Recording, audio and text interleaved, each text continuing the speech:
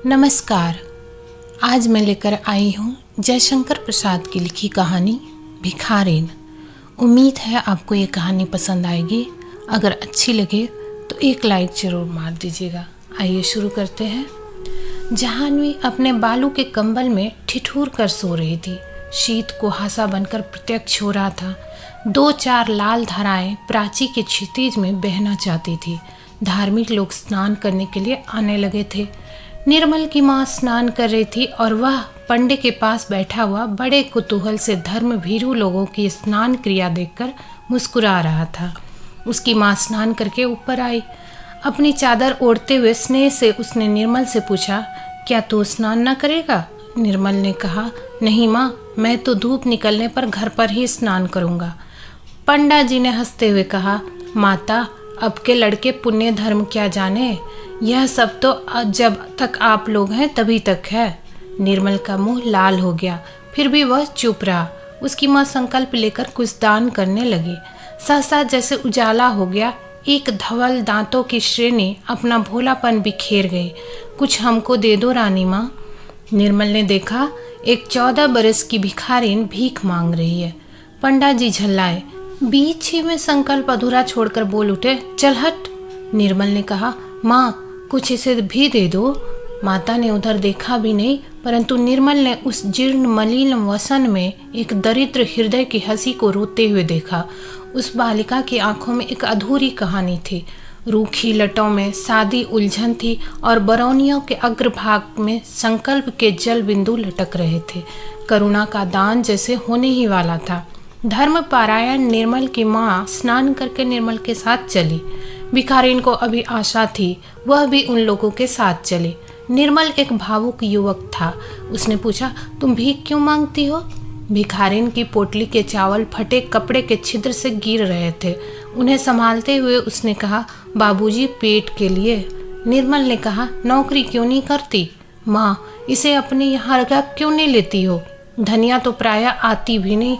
माता ने गंभीरता से कहा, रख लो, कौन जाती है कैसी है जाना न सुना, बस रख लो। निर्मल ने कहा, माँ, दरिद्रों की तो एक ही जाति होती है।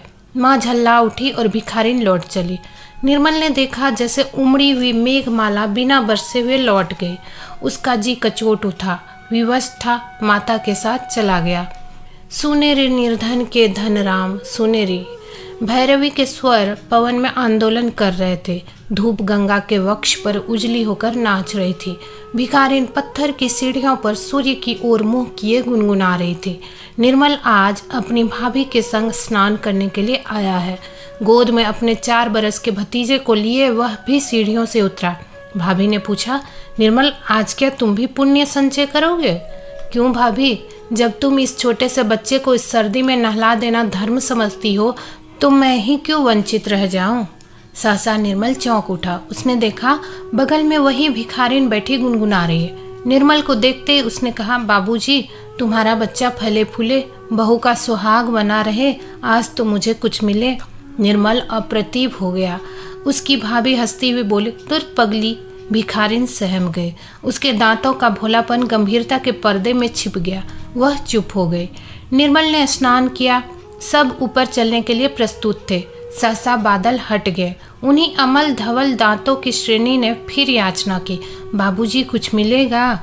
अरे, अभी बाबूजी का ब्याह नहीं हुआ, जब होगा तब तुझे न्योता देकर बुलावेंगे, तब तक संतोष करके बैठी रह। भाभी ने हंसकर कहा, तुम लोग बड़ी निष्ठुर हो भाभी।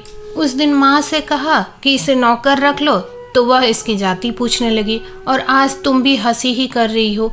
निर्मल की बात काटते हुए भिखारिन ने कहा, बहू जी, तुम्हें देखकर मैं तो यही जानती हूँ कि ब्याह हो गया है। मुझे कुछ ना देने के लिए बहाना कर रही हो। मर पगली, बड़ी ढीठ है, भाभी ने कहा। भाभी, उस पर क्रोध न करो, वह क्या जाने, उसकी दृष्टि में सब अमीर और सुखी लोग विवाहित है। जाने दो, घर चलें।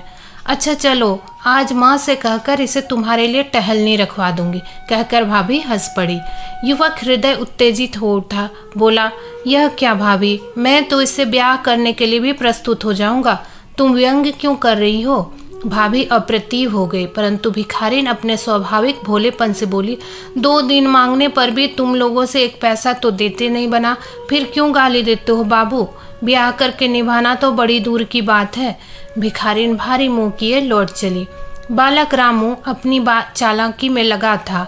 माँ की जेब से छोटी दुवन्नी अपनी छोटी उंगली से उसने निकाल ली और भिखारिन की ओर फेंक कर बोला, लेती जाओ। ओ भिखारिन!